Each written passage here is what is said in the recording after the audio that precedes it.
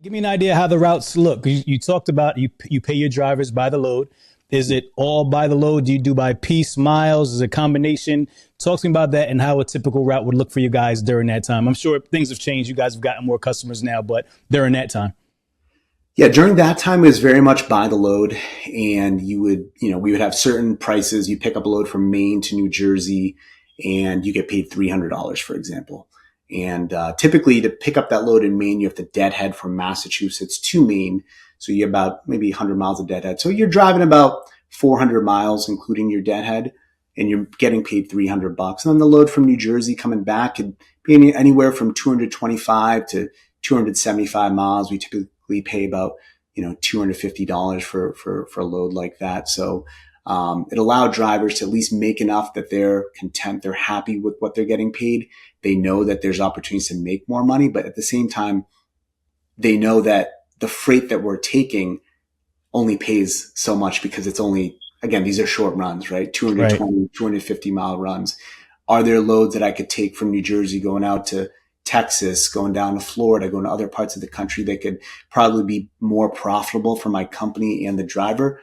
Well, yes, of course. I see them on the load board all day long, but we intentionally decided to keep our operation regionally because it also has a lot of benefits outside of just keeping the driver happy in terms of truck breakdowns, having mechanics within a 50-mile radius of any place between Maine and New Jersey is critical in our operation, right? Because anything could happen. And I know that if a driver has a breakdown somewhere in the area where we operate, I'm going to have a mechanic that we've worked with before who's going to pick up our phone call in the middle of the night. If a driver has a breakdown, they're going to get to him. They're going to work with us pricing wise because we've used them before. They know we pay on time. They're not going to, gouge us pricing wise, which a lot of, mechanics can do if they don't know you and they think this is just a one-time service call, right? So having that network of mechanics regionally, I think was another critical part to staying regional. Got it. And you would have to book these loads coming back, or is this something your customer was sending back, or how'd that work? It took a while for us to get customers reloading out of Jersey coming back up. So, I'd say probably in the first 2 years, 3 years that I was in the business, it was mainly booking with brokers. So, okay. And if you couldn't find something, you just deadhead them back, or you'd always find something for them? From New Jersey, we found there was consistent demand from New Jersey coming back to Massachusetts because unless you're based out of Massachusetts, you don't want to come here because there's not much freight coming out of here. Right. We're based in this area. So for us, it was a backhaul, but we found that we were able to consistently find decent paying loads, even from brokers from New Jersey coming back to Mass. We almost never had to deadhead. Okay. Okay, cool. Tell me about gaining the trust of your customer, man. So I want to kind of stick there a little bit because a lot of people are interested in, getting direct freight and being able to build relationships. How did you guys gain the trust of your customer, build the trust? Did you have to go through like an RFP process? Just tell me a little bit more about that when you first signed on. Yeah. So I think, just over the years, any customer we work with, the process is somewhat similar. As you start with an RFP, right? So pricing has to be there. As much as they like you, as much as they like the family business story, they care about how much dollars are they spending, especially the bigger the company. They care about their bottom line ultimately. So your pricing has to be on point. And what I found is that these multi-phase RFPs were helpful because you would do a round one RFP where you submit your rates, then they would send back feedback, right? And you have to take the feedback with a grain of salt because we don't have visibility into what all the other carriers are quoting. But, if you quote one lane, let's say from, New Jersey to Massachusetts, let's say you're quoting 1,300 and the RFP comes back is all red, you're 15% above our target. Now you have to think, is this a lane I feel comfortable with cutting my rate by 15%? Or in that case, do I keep my rate the way it is because that's a rate that works for me in order to be profitable? And I take that risk that that's a lane I may or may not win. So then you go through the RFP process. Eventually they have an award at the end of the RFP. You find out what lanes that you run, that you've won. And then from there, you start servicing the loads. And that's where, service becomes paramount because ultimately you can give whatever pricing you want to win business. But if you can't ultimately service it and you can't service it well, you can't keep your customers updated on anytime there's issues with pickups or deliveries, then you're going to lose that customer pretty quick. So the service is the key part, right? It's 50% of the job is winning the freight. The harder part, I would say more than 50% of it is keeping the freight, and you have to provide that service to do that. Yeah, with water, what are some of the challenges with service? With service, are you able to can you shut down lines? Can you talk about that a little bit? Yeah, so I found that weather was a big challenge, particularly in Maine. Winters are harsh up here, right? So you constantly need to make judgment calls in the winter about, do I want to send my driver to pick up this shipment, or do I just communicate with my customer ahead of time to tell them that, look, I don't feel comfortable sending my truck, right? I know I have these 5 shipments scheduled to pick up, but you guys are getting 18 inches of snow and 50 mile per hour winds. And I found that communication was always appreciated by them, and they understand, right? Most of these companies, they're safety focused as well. They don't want any catastrophic issues happening. I would say in the beginning, I was much more risky with the type of decisions I would make dispatching wise, meaning you might get a call from a broker or we have this great paying load from here to here.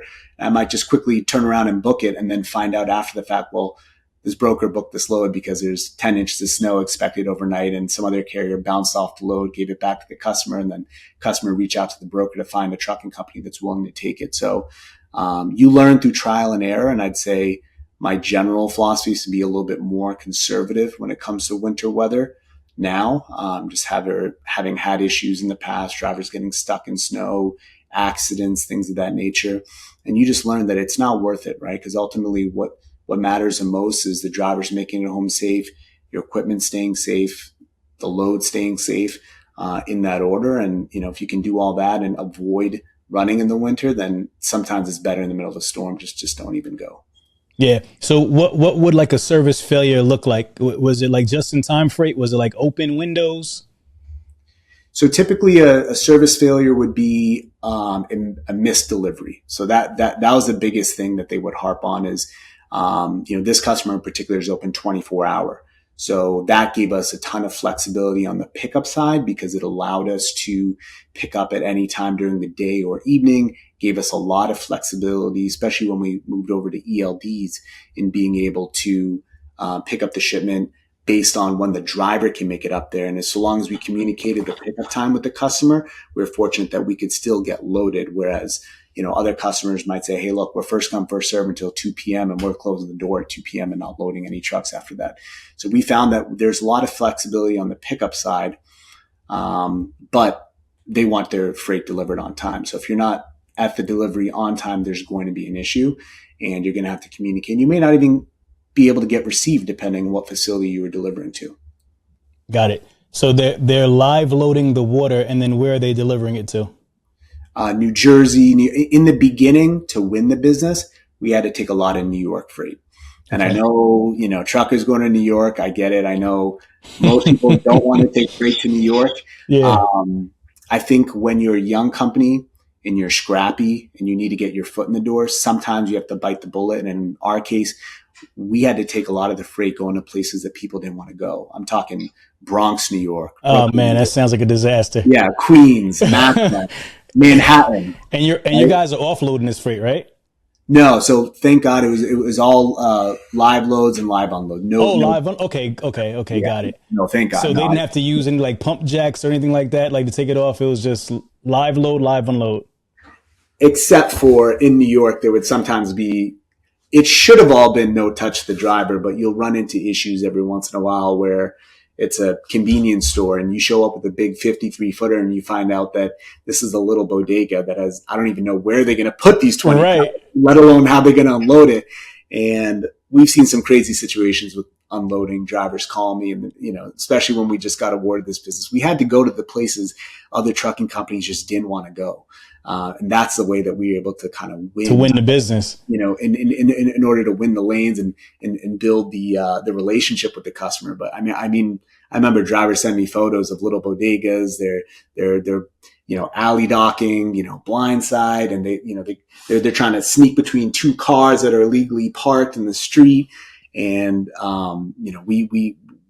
we've had our fair share of issues going to New York. I've had more than one trailer, been turned into a convertible. Oh man. I think anyone who's taken tractor trailers into New York has kind of been through that growing pain.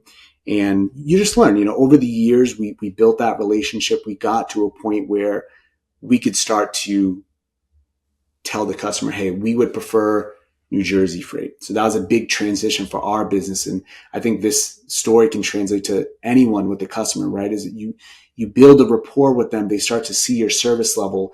And now you're no longer, the new kid on the block, right? So now they're going to trust you and say, okay, now do you have a preference for where you would want to go?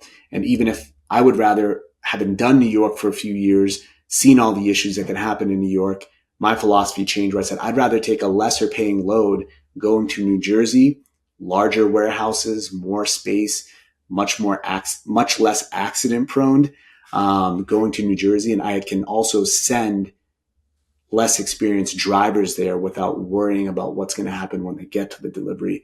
So we ended up kind of transitioning and moving away from New York freight to the point where now we don't send our trucks to New York. I have a couple drivers who used to, do a lot of shipments going to New York. So if I really need to in a pinch, take a load going to New York, I know who to call, but 85-90% of my drivers, I won't send them to New York anymore. Yeah, driving the boroughs, that's a whole nother monster, man. It takes a special kind of guy or girl to drive in those 5 boroughs. Brooklyn, the Bronx, those low bridges, it could get crazy. Yep. For sure. And that water's heavy too, right? Yeah, it can be heavy. So you have to just tell them that this is what we can scale, right? So, your payload is important, and it's something that you need to watch very cautiously, and you need to be very upfront with customers is this is what I can haul, and, they have to be okay with that. So, we were able to be pretty upfront with this customer and be able to tell them this is what we feel comfortable with hauling. And, ultimately they were okay with that. All right, y'all, listen, I'm happy to announce that we finally launched our YouTube memberships. Listen, if you want to support Trucking Hustle for all the hard work that we've been doing over the past 5 years, this is where you need to be.